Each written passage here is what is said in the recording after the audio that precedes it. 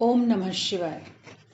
प्रिय सुरेश, हम सबको मिले काफी समय व्यतीत हो चुका है।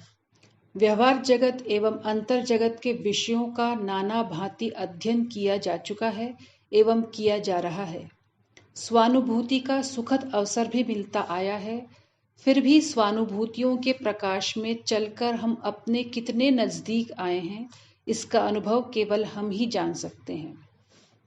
दूसरा हमारे अनुभवों के बारे में केवल अनुमान ही लगा सकता है कि हम कितना सुखी एवं कितना दुखी हैं।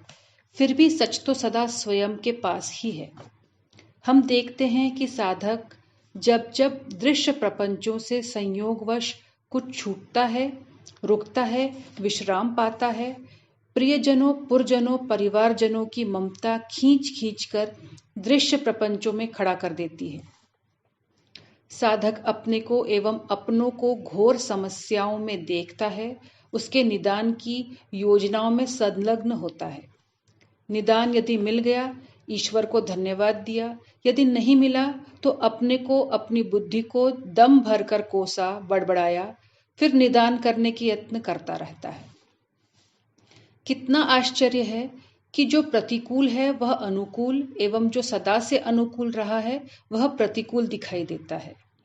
सच में मेरे प्रिय, जीव क्या करे, अपने को असहाय ही पाता है, होनी होकर ही रहती है। यही सोचकर जीव संतुष्ट होकर अपने को संजोता हुआ अपने की ओर अपनों की संभाल करने में फिर जुट जाता है। लाख लाख ठोकरें, लाख लाख थपेड़े खाने के बाद भी ईश्वरी विधान के सामने बुद्धि की योजनाओं से भरी झोली समर्पित कर घुटने टेकने में कोई न कोई युक्ति निकालने में जीव सफलता पाता रहता है।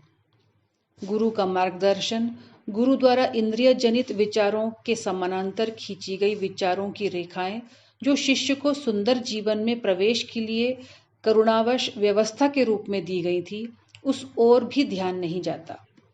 सच है, मोह ममता की महिमा देखत सुनत विचारत निशिदिन मन स्वभाव नहीं त्यागे। प्रिय, हम क्या करें क्या न करें, यह भ्रम सदैव राहु की भांति ग्रसित किए रहता है। दिखाई देने वाले संसार की मोहकता अपनी बाहों में जीव को समेटती जाती है और जीव का सिमटते जाना ही अचेत जीव की गति है। आह, वह दिन देखते देखते आ ही जाता है जब जीव ढंग से सिमट जाता है। रंगमंच पर फुदकना एक स्वप्न की कहानी बन जाता है। जीवात्मा की जीवन यात्रा का यही हाहाकार है। इस हाहाकार से उबरने के लिए हमें आत्मचिंतन का अवलंब लेना ही होगा, चाहे आज ले, चाहे युगों बाद। गुरुओं का मुख्य उद्देश्य आत्मचिंतन में ले जाने का रहा है। शरीर विषयक चिंतन छोड़ना नहीं है, किंतु पकड़ना भी नहीं, क्योंकि जो छोड़ना चाहता है उसे वह वस्तु बार बार याद आती है, जो पकड़ना चाहता है बार बार याद आती है। यह यादें जीवन मधुरता का शोषण कर मधुर प्रतीत होती हैं। ध्यान से देखना होगा मधुरता के शोषण को, ध्यान से सुनना होगा आत्म संदेशों को, ध्यान से मन को शिक्षित कर योग्य बनाना होगा सत्य को पहचानने के लिए। ध्यानार्जन करना होगा आत्मबल पैदा करने के लिए। गुरु ज्ञान के प्रकाश में ध्यान को लाना होगा स्वयं के प्रकाशित होने के लिए। प्रिय राजकुमारी, जिस भांति शरीर के लिए हम सब कार्य करते हैं, ठीक उसी भांति आत्म उद्धार के लिए गुरु ज्ञान को अधिकाधिक चिंतन में प्रवेश देने का कार्य करना होगा। जागना है मोह रूपी रात्रि से, जगाने वाला है ज्ञान का सूर्योदय, करना है आत्म उद्धार। यह विषय केवल अपने लिए है। हाँ, अपनों के लिए कैसा होगा हम कह नहीं सकते, क्योंकि आत्म उद्धार के राहियों में देखा गया है कि अनुकूलता भी है और प्रतिकूलता भी। संभव है प्रियजनों को प्रतिकूल लगे, संभव है अनुकूल लगे।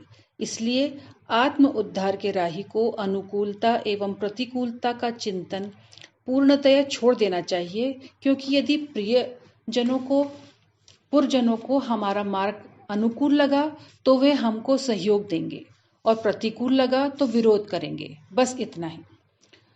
सोचना है कि यदि किसी के किसी से सहयोग मिल रहा है तो कितनी दूरी तक क्या सहयोग करने वाले शरीर छूटने के बाद कोई सहयोग कर पाएंगे, और यदि विरोध ही प्रतिकूलतावश कोई करेगा तो कितनी दूरी तक क्या शरीर छूटने के बाद कोई विरोध कर पाएगा। यदि यह सच है तो दृश्य जगत में बनाए गए संभावनाओं के महल से हमें बाहर आना चाहिए। जो साधक संभावनाओं की चार दीवारी से बाहर कदम रखेगा, मुक्तानुभूतियों से अभिभूत होकर खिल उठेगा। मानव मन जब संभावनाओं का भली भांति ज्ञान पा लेगा, मुक्त हो जाएगा। सजग साधक को बार बार विचार करना होगा कि कोई भी प्राप्ति मात्र संभावित सुख है, यथार्थ नहीं। हाँ, ध्यान रहे हम अविनाशी हैं, शरीर विनाशी। हम सब न जाने कितने शरीर धारण कर चुके हैं, आगे प्रभु जाने। आज का समय भोग के लिए नहीं अपितु योग के लिए है, खोज के लिए है। वह स्वयं की खोज, अपनी खोज। एक राही। ओम नमः शिवाय।